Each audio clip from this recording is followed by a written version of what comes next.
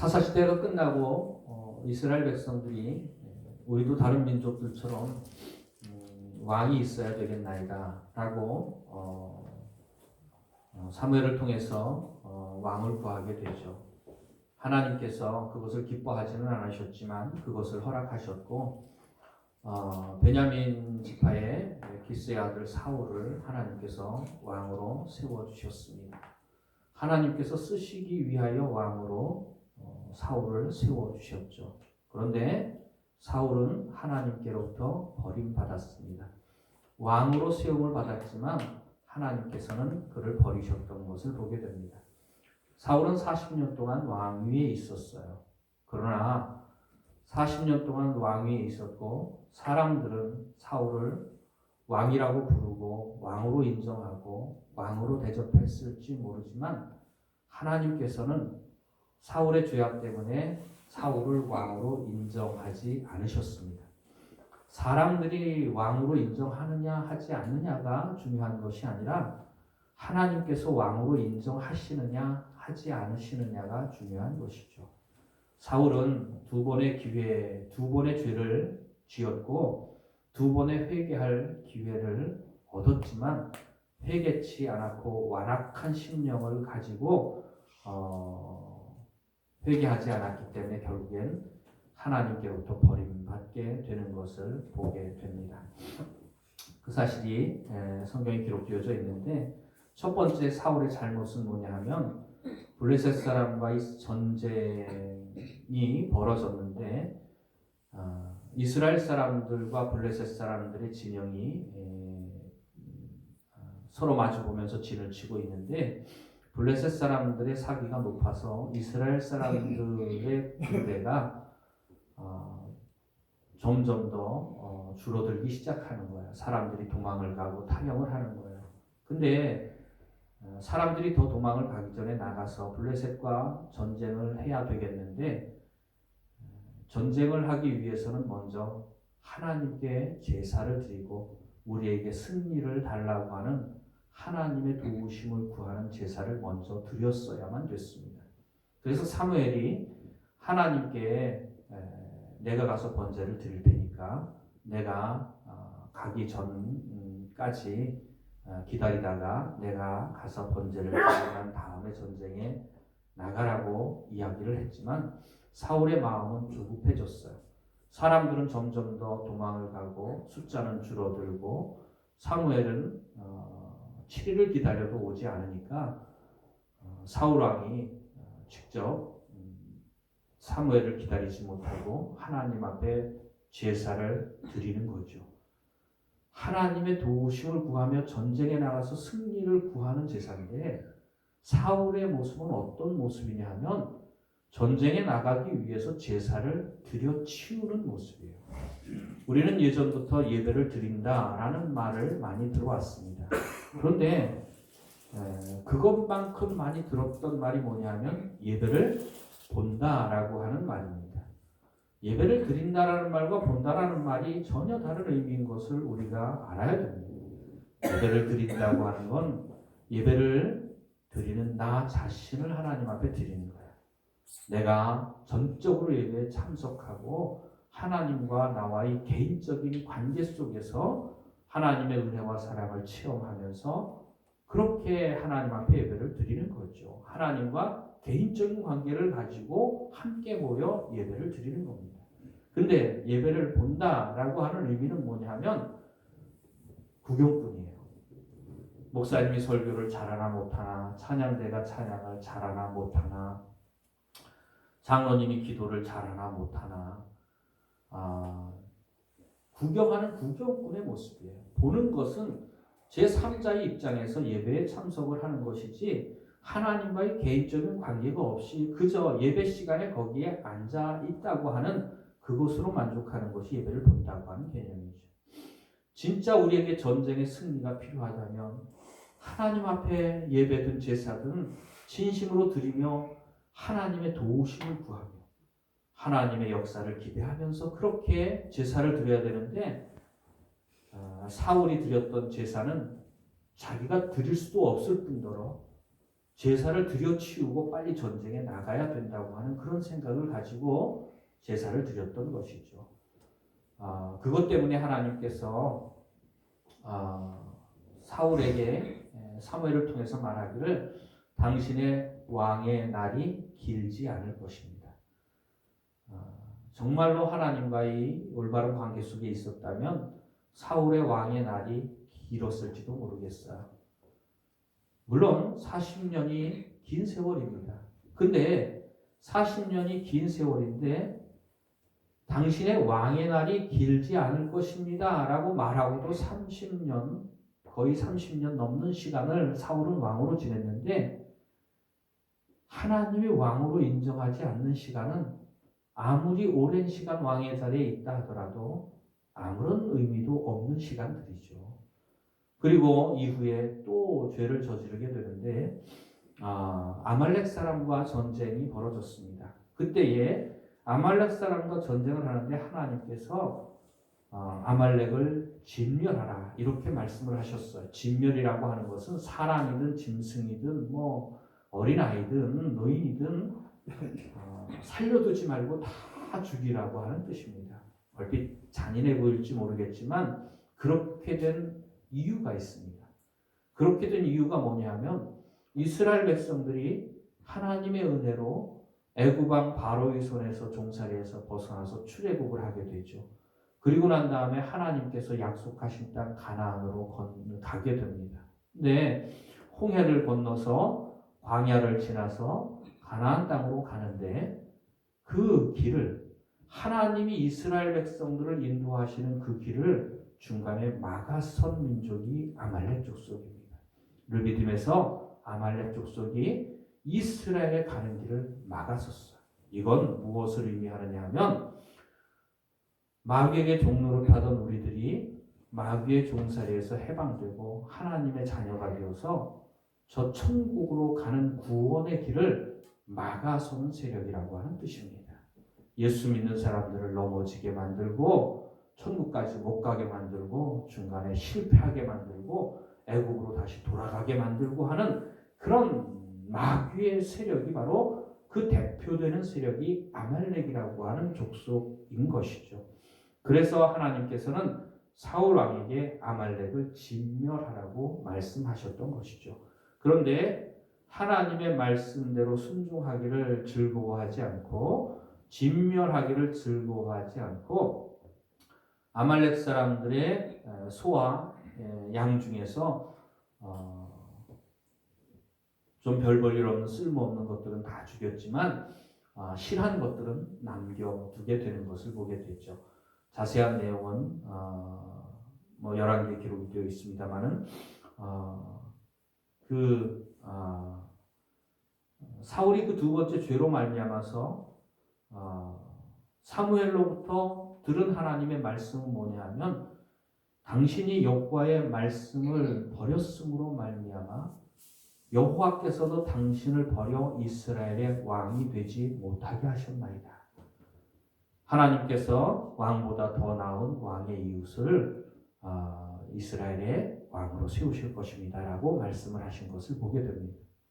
그 후로도 하나님의 말씀을 사울이 버렸을 때에 사울이 하나님께 버림받았어요. 그 후에도 왕의 자리에는 있었습니다. 사람들도 사울을 왕이라고 불렀습니다. 왕궁에 거했고 왕으로 대접도 받았고 왕으로 인정도 받았어요. 근데 하나님은 왕으로 인정하지 않으셨다고 하는 것입니다. 30년의 시간을 그렇게 왕의 자리에 있었지만 하나님께서는 사울을 왕으로 인정하지 않으셨죠. 그리고 왕보다 더 나은 이웃 바로 다윗을 이스라엘의 왕으로 하나님께서 기름 부어 세우신 것을 보게 됩니다. 그리고 사울이 다윗을 죽이려고 그렇게 애를 썼지만 하나님의 돌보심 가운데에 생명을 건진받았고 사울이 죽고 난 다음에 결국엔 이스라엘 모든 12지파를 다스리는 왕으로 하나님께서 다윗을 왕으로 세워주신 것을 보게 됩니다. 오늘 우리가 읽은 말씀 보면 사울을 왕으로 세우셨다가 그 후에 사울을 패하시고 그 후에 하나님께서 다윗을 왕으로 세우셨다는 이야기를 하게 되는 것을 보게 됩니다. 21절 말씀에 그 후에 그들이 왕을 구하거늘 하나님이 베냐민 지파 사람 기스의 아들 사울을 40년간 주셨다가, 자, 사울에 대한 이야기죠. 그리고 난 다음에 22절 말씀에 패하시고 다윗을 왕으로 세우시고 증언하여 이르시되 내가 이새의 아들 다윗을 만나니 내 마음에 맞는 사람이라. 개역 개정판은 내 마음에 맞는 사람이라 되어 있는데 개역 한글판에는 내 마음에 합한 사람이라. 여러분들 많이 들어보셨을 거예요. 내 마음에 합한 사람이라. 내 마음에 꼭 드는 사람이다. 이런 뜻이에요. 내 마음에 맞는 사람이다. 내 마음에 꼭 드는 사람이다. 누구 마음에 꼭 드는 사람이었어요? 다윗은 하나님 마음에 꼭 드는 사람이었어요. 그렇다면 그 앞에 있었던 왕 사울은 어떤 사람이었을까요? 성경에는 나오지 않지만 다윗을 향하여 저는 내 마음에 꼭 드는 사람이다. 내 마음에 합한 사람이다. 내 마음에 맞는 사람이다. 하나님이 표현을 하셨다면 사울은 하나님 마음에 들지 않는 사람이었다고 하는 뜻이 거기에 포함되어져 있는 것이죠. 사울은 하나님 마음에 들지 않는 사람이었어요. 여하튼간 뭐 여러 가지 사연이 있습니다만은 사울은 하나님 마음에 들지 않는 사람이었어요. 왕이었지만 하나님이 왕으로 세우셨지만 백성들도 왕으로 인정하고 대접했지만 하나님 마음에 들지 않는 사람이었어요. 그러나 다윗은 하나님이 왕으로 세우셨고 하나님 마음에 합한 사람이라고 하나님께서 말씀하시는 것을 보게 됩니다. 우리 인생에 소원이 있다면, 예수 믿고 구원받은 사람에게 소원이 있다면 하나님 마음에 꼭 드는 사람이 되는 것이 우리 인생의 평생의 가장 큰 소원인 줄로 믿습니다. 하나님 마음에 들지 않는 사람, 하나님 마음에 맞지 않는 사람이 아니라 하나님 마음에 꼭 드는 사람, 하나님 마음에 합한 사람, 그런 사람이라고 다윗을 하나님께서 인정하신 것처럼 우리 한 사람 한 사람이 하나님 마음에 꼭 드는 사람이 되시기를 주의 이름으로 축원을 드립니다. 여러분들 각자의 삶은 어떻습니까? 하나님 마음에 듭니까? 안 듭니까? 아니면 들었다 안 들었다 합니까? 하나님 마음에 꼭 드는, 언제든 어디에서든 하나님 마음에 어떤 상황과 어떤 형편에서든 하나님 마음에 꼭 드는 사람이 되시기를 주의 이름으로 축원을 드립니다. 하나님 마음에 꼭 드는 사람에게 하나님께서는 계획을 가지고 계셔요. 오늘 우리가 읽은 말씀으로 다시 한번 돌아가 보겠습니다. 내가 이새의 아들 다윗을 만나니 22절 후반절입니다. 내가 이새의 아들 다윗을 만나니 내 마음에 맞는 사람이라. 내 뜻을 다 이루리라. 다 이루리라는 미래로 써져 있는 거죠. 다 이루리라. 하나님께서 마음에 꼭 드는 사람을 만나셨고 그 마음에 꼭 드는 사람을 통해서 하나님이 이 땅에 이루시기를 원하시는 계획을 가지고 계시는 거예요. 여러분들 하나님 마음에 꼭 드는 사람이 되면 하나님이 그 사람을 쓰실 계획을 가지고 계시는 거예요. 하나님이 아무나 쓰시는 게 아닙니다. 아무나 썼다가는 하나님의 그 영광스러운 이름에 먹칠이 되는 거예요. 여러분들 아파트 같은 거 지어가지고 모델하우스를 분양하기 전에 짓고 광고를 하잖아요. 모델하우스를 얼마나 멋있게 지어놓습니까? 근데 모델하우스를 이상하게 지어놓으면 아파트가 잘 팔릴까요? 안 팔릴까요? 잘 안 팔립니다. 아주 멋있게 지어놔야. 그래서 나쁜 마음을 가진 사람은 원래 실제 물건보다 모델하우스를 훨씬 더 좋게 만들어 놓고 사기치는 사람도 있습니다만은 모델하우스가 좋아야 아파트가 팔리는 거죠. 여러분들 한 사람 한 사람이 모델하우스예요. 예수 믿으면 이렇게 행복합니다. 예수 믿으면 이렇게 기쁩니다. 예수 믿으면 이렇게 형통합니다. 여러분들 한 사람 한 사람이 모델하우스예요. 옆 사람 한번 보세요. 한번 물어보겠습니다. 내 얼굴 보면 예수 믿고 싶습니까? 안 믿고 싶습니까? 맨날 우거지창을 하고 다니면 예수 믿고 싶겠어요? 안 믿겠어요? 안 믿고 싶겠어요? 정말로 여러분들 한 사람 한 사람을 향한 하나님의 계획이 있으신데 그 계획에 쓰임 받을 수 있는 사람이 되는 것이 우리의 목표죠. 하나님 마음에 꼭 드는 사람이 될 뿐더러 하나님 마음에 꼭 드는 사람이 되면 하나님이 필요한데 하나님이 쓰시기로 계획하시는 일들이 있다고 하는 거예요. 각 사람마다 다르죠. 어떤 사람에게는 자기의 남편을 구원하기 위한 계획을 가지고도 있고 어떤 사람에게는 자기의 자식을 구원하기 위한 계획을 가지고도 있고요. 어떤 사람에게는 불신자들에게 거룩한 생활을 통해서 과연 하나님이 살아계시구나라는 사실을 증거하기 위한 계획도 가지고 계시지만 하나님의 계획은 뭐냐면 아무쪼록 한 영혼이라도 더욱 구원하기 위한 계획을 가지고 여러분들을 쓰시기 위해서 계획하시고 계신다고 하는 것입니다. 다윗을 통하여는 하나님께서는 어떤 계획을 가지고 계셨느냐 하면 세상 모든 죄인들을 구원하시기 위한 계획을 가지고 계셨어요. 다윗의 후손을 통해서 예수 그리스도를 구원자 메시아를 이 땅에 보내시기 위한 계획을 하나님께서 가지고 계셨다고 하는 것입니다. 여러분들 한 사람 한 사람에게도 하나님의 계획이 있으심을 믿으시기를 바랍니다. 하나님은 여러분들을 쓰시기를 원하셔요. 근데 여러분들을 쓰시기 위해서는 먼저 여러분들이 하나님께서 쓰시기에 합당한 사람이 되어야 됩니다. 아무데나 내놓을 수 없잖아요. 아무 사람이나 내놓을 수 없잖아요. 그렇게 하나님이 쓰시기에 합당한 사람으로 준비되어질 때에 그때에 하나님께서는 그 사람을 쓰시기 위한 계획을 가지고 계십니다. 그리고 다윗에게 하나님께서 계획하신 대로 하나님이 이루셨습니다. 그 계획을 성취하셨어요. 오늘 우리가 읽은 말씀에 23절에 보면 하나님이 약속하신 대로 이 사람의 후손에서 이스라엘을 위하여 구주를 세우셨으니 곧 예수라. 하나님께서는 하나님 마음에 합한 다윗을 택하셨고 다윗을 통해서 세상 모든 사람들을 구원하시기 위하여 예수 그리스도를 보내시기 위한 계획을 세우셨고 계획을 세우신 대로 다윗을 통하여 그 일을 이루셨는 줄로 믿습니다. 우리를 통하여 하나님께서 이루시기 위한 계획도 현실이 되어지기를 주의 이름으로 축원을 드립니다. 다 이루어지는 역사가 있기를 주의 이름으로 축원을 드립니다. 하나님이 정말로 추수할 것은 많은데 일꾼이 없다고 탄식하시는 주님의 음성 가운데에 참으로 이사야 선지자가 주여 내가 여기 있나이다 나를 보내주시옵소서. 정말로 내가 하나님 앞에 쓰임받고자 하는 마음의 소원, 하나님 마음에 합한 사람이 되고 하나님이 나를 향하신 계획을 가지고 계시고 하나님이 쓰시기로 계획하신 대로 이 땅에서 쓰임받기를 원하는 마음, 그게 현실이 되는 거 정말로 중요한 거. 예수 믿고 구원받은 사람의 인생에 있어서 가장 중요한 건 바로 이거예요. 예전에 찬송가 가사에 보면 그런 찬송가 있잖아요.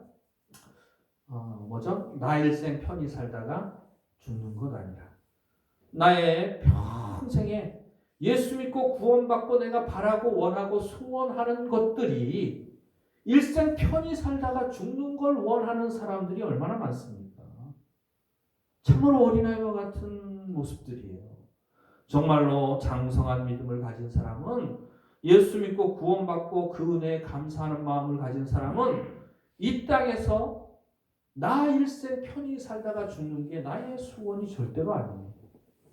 그리고 이 땅에 살면서 내가 원하는 게 이루어진다고 기뻐하는 게 아닙니다.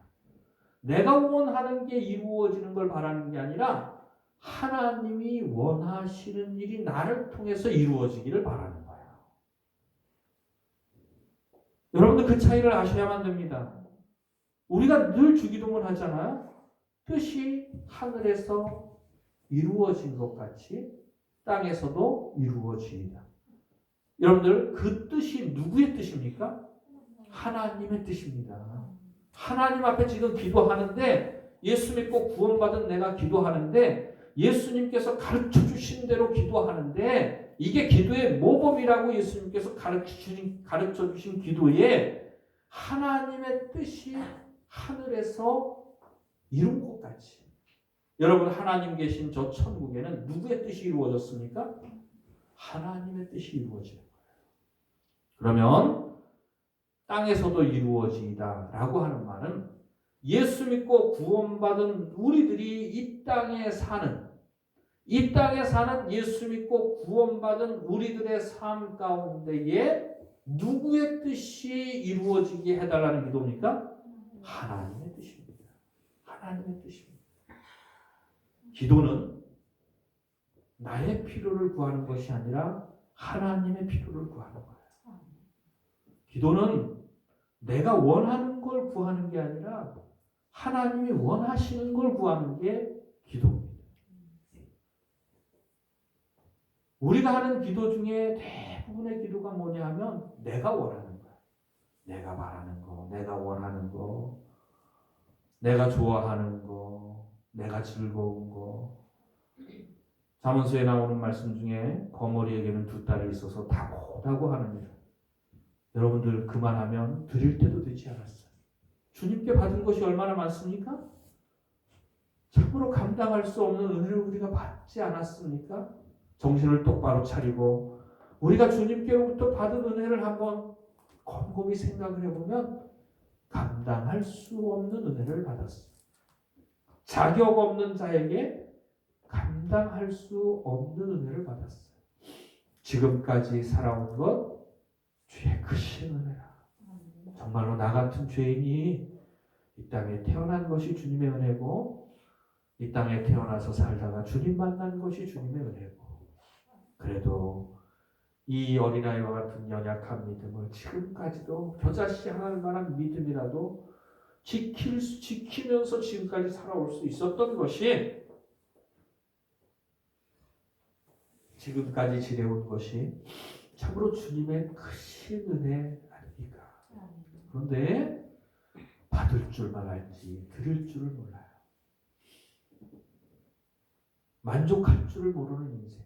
이미 우리에게 가장 귀한 아들로 우리에게 주신 하나님이신데 더 귀한 것이 없는 우리에게 하나밖에 없는 독생자 외아들의 생명까지 주신 하나님이신데 더 이상 우리가 하나님 앞에 바랄 것이 무엇이 있겠습니까? 주님께 받은 은혜가 진정으로 깨달아지고 감사하는 사람은 이제 그의 심령으로부터 정말로 이런 고백이 나와야 마땅합니다. 주님께 받은 은혜가 참으로 내게 이 자격 없는 자에게 차고 넘칩니다. 그 은혜를 받은 내가 정말로 이제 주님을 사랑합니다. 이제 내가 이 땅에 살면서 바라고 원하는 것, 날 구원해 주신 주님을 위하여 제가 무엇을 할까요? 제가 무엇을 드릴까요? 그 고백이 나와서야 마땅할 줄로 믿습니다. 주님 말씀하세요. 제가 순종하겠습니다. 내가 구하고 주님이 채워주시는 게 아니라 주님이 말씀하시고 내가 주님의 뜻을 이루는데 쓰임받는 거 바로 그게 진정으로 장성한 그리스도인의 마음속에 평생에 단 한 가지의 소원이 되어야 마땅할 줄로 믿습니다. 저는 내 마음에 합한 자라 나의 뜻을 이루려 하시더니 하나님께서 다윗을 통하여 이루시고자 하시는 계획대로 우리 주 예수 그리스도를 그의 후손을 통해서 보내주셨고 세상 모든 죄인들을 구원하는 메시아를 보내는 일에 다윗이 쓰임 받았다고 하는 사실을 오늘 우리가 읽은 말씀에 증언해주고 있는 것입니다. 정리를 합니다. 하나님께서는 하나님이 쓰실 수 없는 사람을 쓰시지 않습니다. 하나님 마음에 맞는 사람을 쓰시는 거예요. 쓰실 만한 사람을 쓰시는 거예요.